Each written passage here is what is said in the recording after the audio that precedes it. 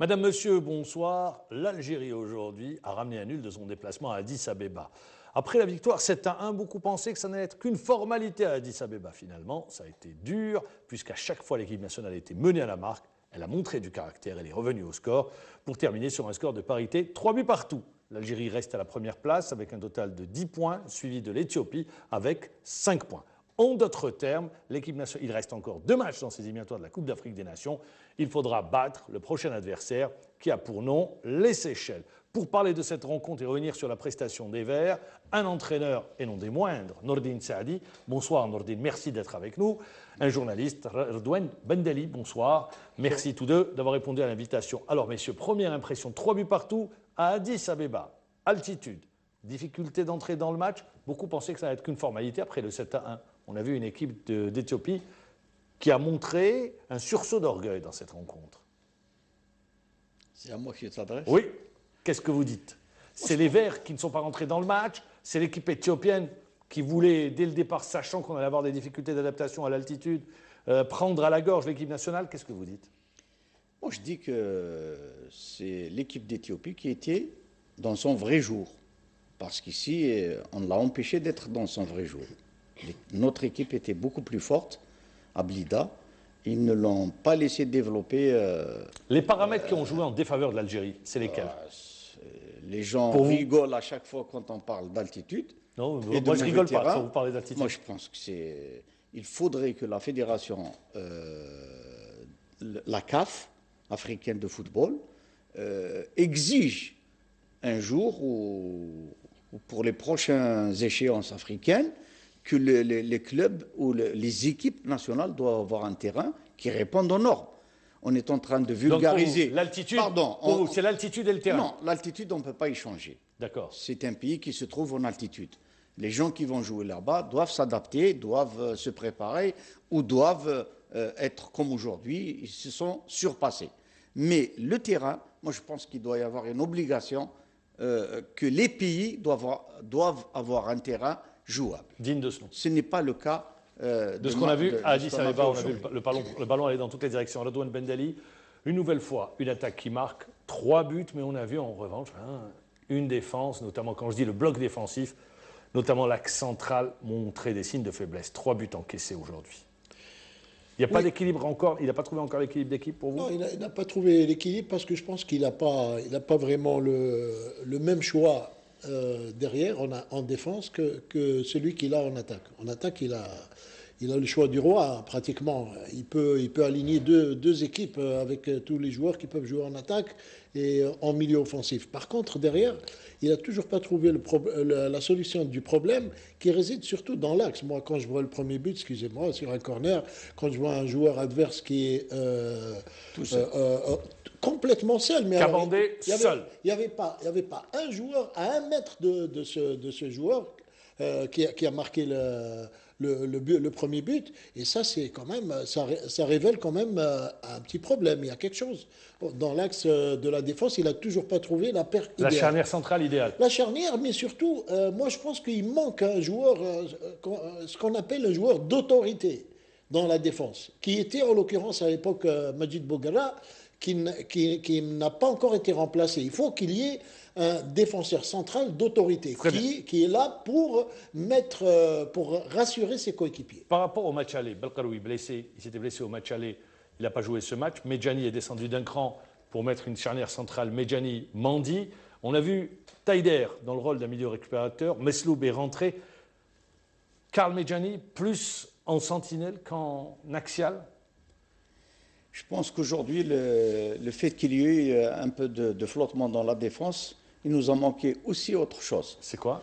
Il nous a manqué aussi un vrai spécialiste en demi-défensif. Ce ne sont pas leurs vrais postes. Vous parlez du milieu récupérateur. Bien sûr, parce qu'en général, dans toutes les situations, comme celle du premier but, il y a automatiquement les deux. Généralement, on joue souvent avec 2 milieux récupérateurs qui s'associent à la défense. Donc, ils comblent le vide, ils sont là pour défendre. Aujourd'hui, les 2 milieux ont joué comme des relayeurs, quoique aujourd'hui, Taider m'a plu, comme le match passé, mais je pense qu'on a manqué d'un joueur type Lahsen, type Ben Taleb, qui ils sont toujours en association avec la défense dans les situations défensives. On a vu la possession de balle en première mi-temps était éthiopienne, 56% pour 44% à l'Algérie. Ils ont gardé le ballon, ils sont construits, la profondeur à chaque fois ils nous ont posé des problèmes. Également un Brahimi qui n'était pas au mieux, un Farouli qui se cherchait, Mahrez qui a été éclipsé. La possession de balle, moi je pense qu'elle était surtout due à l'état de la pelouse. Moi je dis que si les Éthiopiens avaient plus de possession de balle, parce qu'ils sont beaucoup plus habitués à jouer sur ce genre de pelouse que nos joueurs. On l'a vu, le ballon n'arrivait pas à rouler sur la pelouse. Non, d'accord. Ça, la pelouse, on est d'accord. À chaque fois, et nous, notre... Donc c'est comme ça que vous expliquez le fait... ça s'est rééquilibré en seconde mi-temps. Oui, ça s'est rééquilibré. Si vous n'arrivez pas à jouer votre jeu habituel, c'est-à-dire à mettre le ballon à terre, les petites passes, le jeu en triangle, etc., vous perdez tout de suite le ballon. C'est pour ça que la possession de balle était du côté de l'Éthiopie. Elle s'est inversée en seconde mi-temps, puisqu'on est passé à 50-50 sur la possession de balle. Moi, je pense que la différence, elle est plutôt à notre avantage. Parce que généralement, quand on joue sur un terrain pareil, avec un état, avec une altitude aussi... Juste pour expliquer aux téléspectateurs, Nordin Saadi, quand on est en altitude, et on l'a vu, les joueurs étaient bouche ouverte à un moment donné. Dès qu'ils faisaient un effort, ils cherchaient de l'oxygène. Oui, les gens, écoutez, les gens, ceux qui ne sont pas pour vraiment... Pour ceux qui n'ont jamais été... Les gens pensent que... on dit on va en forêt, on monte en montagne pour l'oxygénation. Mais en fait, c'est faux. Plus on monte dans l'altitude, moins il y a d'oxygène. Donc, il y a moins d'oxygène. Donc, l'organisme qui n'est pas habitué à autant de litres, ou je ne sais pas comment on quantifie ça, eh bien, il est gêné. Et celui qui a l'habitude de vivre en dette d'oxygène, en peu d'oxygène, il est à l'aise. C'est pour ça que quand on veut être en forme, on va vivre en haute altitude pour manquer d'oxygène. Et une fois descendu au niveau de la mer, où il y a beaucoup d'oxygène, on est en forme. C'est l'une des explications sur les difficultés des joueurs à s'adapter. Ils ont mis du temps à rentrer. On les a vus sur les 10 dernières minutes finir très fort. Redouane Mendeli, on a vu deux équipes d'Algérie. 7-1 face à l'Éthiopie, le même adversaire. On est plus en difficulté. Deux visages. On revient encore une fois aux conditions qui n'étaient pas les mêmes. À Blida, ils avaient tout pour faire un grand match, pour faire le spectacle, pour gagner. Là c'est différent. Mais quand même, ce qu'il faut retenir quand même, c'est qu'on marque à chaque fois. Ce qui est positif, c'est que on est quand même présent. On a été à chaque fois, on a réussi à réaffirmer notre suprématie. Et c'est aussi notre expérience, parce que c'est l'expérience qui a permis à l'équipe nationale à chaque fois de revenir à la marque face à l'Éthiopie. En plus, c'est un très bon résultat. Très bon. Il ne faut pas qu'on fasse la fine bouche. La fine bouche. Il y a, à mon avis, il n'y a que deux équipes au monde, comme le Bayern ou le Barça, qui peuvent se permettre de gagner à domicile et à l'extérieur. Sinon, toutes les autres équipes sont contentes de gagner à domicile et de ramener un nul de l'extérieur. Le Nigeria a été accroché à domicile par l'Égypte, lors de la journée précédente. Moi, je voudrais revenir sur un aspect. Cette équipe, elle a du caractère. Elle est menée 3 fois au score et 3 fois ils reviennent. Moi, très sincèrement, j'ai été très content de voir autant de rage que les joueurs ont montré sur un match qu'ils pouvaient perdre et après. Parce qu'on va passer, on va être premier on va terminer ce groupe. Premier. Voilà. Mais gagner 7-1 et aller à l'extérieur pour vouloir encore gagner et montrer toute cette rage quand on était mené, moi j'ai aimé ça. 17 buts marqués sur les 3 derniers matchs. Ah oui, Qu'est-ce que vous dites ? Je dis que l'équipe... 7 contre la Tanzanie, 7 contre l'Éthiopie, 3 on contre l'Éthiopie. On a vu sur la même chaîne, Redouane et moi, le match, puisqu'on a parlé tout à l'heure. Je reprends un peu les termes du reporter qui a fait le match en français. Il a dit que c'est une équipe qui a été mise sur pied par M. Saadane, remodelée et améliorée par M.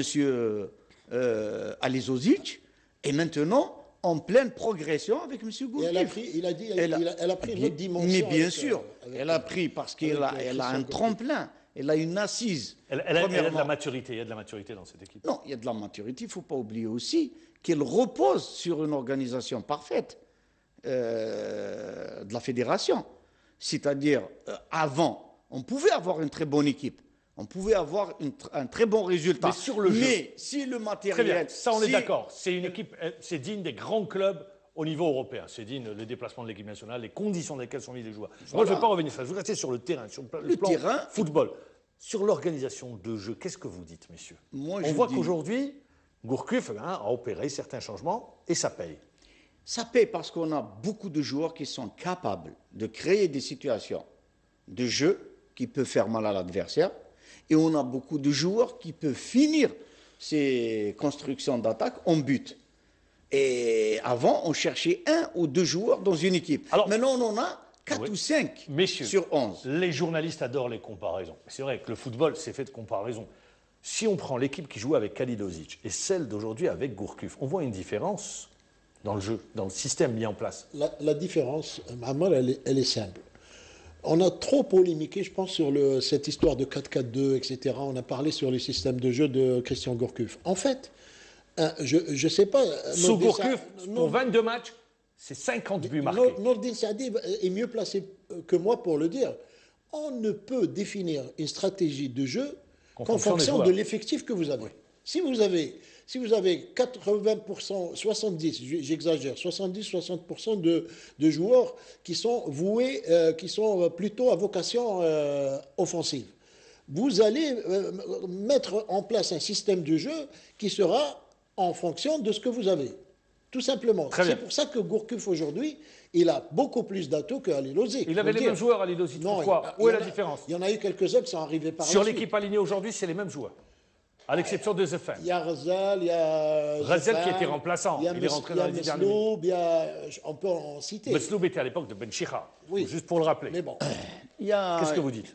Moi, je dis qu'il y a une différence d'approche et, comment dirais-je, et de message à passer aux joueurs. On parle de stratégie, on parle de tactique, etc. Ça se ressemble. Il y a des entraîneurs qui abordent un match en mettant dans la tête des joueurs que d'abord il ne faudrait pas perdre, après il faut essayer de marquer. Donc, automatiquement, les joueurs vont rentrer dans un match pour empêcher l'adversaire de jouer et essayer de marquer. La stratégie de M. Gourcuff, c'est à la Cruyff, Créer du jeu. c'est créer du jeu d'abord. C'est ne pas penser au résultat avant de penser à créer des situations, des constructions, un amalgame entre défenseurs et tout le bloc pour arriver à faire, à passer les situations en but. Donc, c'est ça la différence. Très bien. Voilà la différence. Elle est claire. Pour vous, Halilovic est quelqu'un qui prône plus l'aspect défensif en subissant, tandis que lui, c'est d'oser, c'est de prendre le jeu à son avantage. C'est ça, j'ai bien Exact. résumé. Voilà. Moi, je voudrais revenir sur une partie. Il nous reste 2 matchs. Les autos, Seychelles. Pour vous, la qualification est dans la poche avec 5 points d'avance sur le poursuivant immédiat. Il reste 6 points en jeu. bien sûr. C'est fait? Je pense que, bien sûr, avec les 2 adversaires qui nous restent, en principe, ça ne devrait être qu'une simple formalité, même si on dit qu'il n'y a plus d'équipe faible dans le Il n'y football a pas d'équipe en faible. Afrique. La Mais- Côte d'Ivoire a peiné pour battre le Soudan 1-0. Mais on est quand même 8e de finaliste de la Coupe du Monde, de la Mais dernière Coupe du on Monde. n'est plus en 2014. Mais on doit rester avec ça, justement. Ça doit faire peur à nos adversaires. On Normalement. est en situation maintenant de continuer la progression. C'est-à-dire, du fait qu'on a engrangé beaucoup de points, maintenant on est premier, je pense que l'entraîneur va insister, les joueurs eux-mêmes sont conscients qu'ils doivent faire encore mieux dans le jeu. Même si c'est parfait ce qu'ils ont fait à Blida, et même aujourd'hui, moi, 3 buts à l'extérieur, je trouve que c'est formidable. Mais on a encaissé 3 buts. Mais C'est là- voilà, c'est- il voilà. va certainement,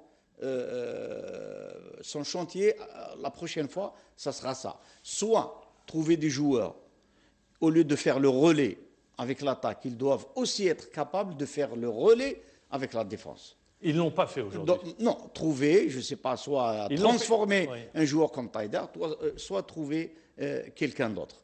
Sinon, je pense que on doit aussi parler. moi, je n'ai pas trouvé aujourd'hui formidable le gardien de but. Très sincèrement, oui.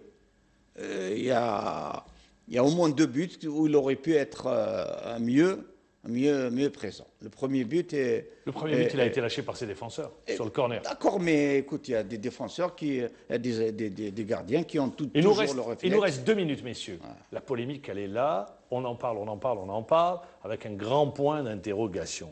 L'avenir de Christian Gourcuff. Est-ce qu'il s'écrit toujours en vert avec l'équipe d'Algérie, ou bien il reste encore ces 2 matchs et la qualification à la Coupe d'Afrique des Nations, et ciao, retour en France. Qu'est-ce que vous dites? Pour vous, sur ce que vous sentez, sur ce que vous voyez, sur ce que vous lisez, sur les informations qui vous parviennent. Je vous pose à vous la question, Redouane Bendali. Écoutez, j'ai suivi le match sur la même chaîne que Nordine. Tout le monde, il y a une information qui circule, Bordeaux. Ils n'ont pas arrêté d'en parler aujourd'hui pendant le commentaire du match, alors que ce n'était pas du tout à l'ordre du jour. Mais bon, s'ils en ont parlé, c'est qu'il n'y a pas de fumée sans feu. France Football avait titré il y a 6 mois également. Moi, je dis que ça serait... Sur les informations que vous avez, qu'est-ce que vous pensez? Ça ne serait pas bien que Gourcuff parte. Moi, c'est ce que je peux dire, parce que ce n'est pas le moment de changer encore. Ça va changer de méthode, ça va aller le temps que le nouvel entraîneur se mette en place et qu'il fasse passer son message, ça va compliquer les choses. Pour mais là, vous ne répondez pas. Pour vous, il est partant ou pas? Qu'est-ce que vous dites? Moi, je pense qu'il est partant. Ah, voilà, vous dites, là, vous êtes clair. Nordine Saadi, vous qui êtes entraîneur, est-ce que pour vous, c'est un entraîneur qui est partant? Ce serait dommage pour lui, d'abord. Il y a un beau challenge, il y a un super challenge avec l'Algérie. Voilà, c'est pas donné à tout le monde d'être entraîneur d'une équipe nationale d'abord. Surtout cette génération. Et d'une équipe nationale configurée par des joueurs pareils. Moi, pour tout l'or du monde, je lâcherai pas. Il y a un challenge. Il y a aller chercher une Coupe d'Afrique des Nations au Gabon, on sera parmi les favoris. Il y a les éliminatoires du mondial. Bien sûr, je comprends un peu M. Gourcuff parce qu'il a été très, très, très déçu de l'environnement, surtout à partir du match du 5 juillet où il a été malmené. Les 2 matchs contre la Guinée et le Sénégal. Quand il va superviser, on n'arrête pas de le comparer à l'ancien entraîneur. Mais je pense que puisque ça va bien, et c'est la conclusion, puisque l'équipe est bonne, et puisqu'il y a des résultats, et puisque les joueurs sont derrière lui, il serait fou de quitter l'équipe nationale. Eh bien voilà, c'est la conclusion. Merci Nordine Saadi d'avoir été avec nous. Merci également à Redouane Bendali. Merci de nous avoir suivis.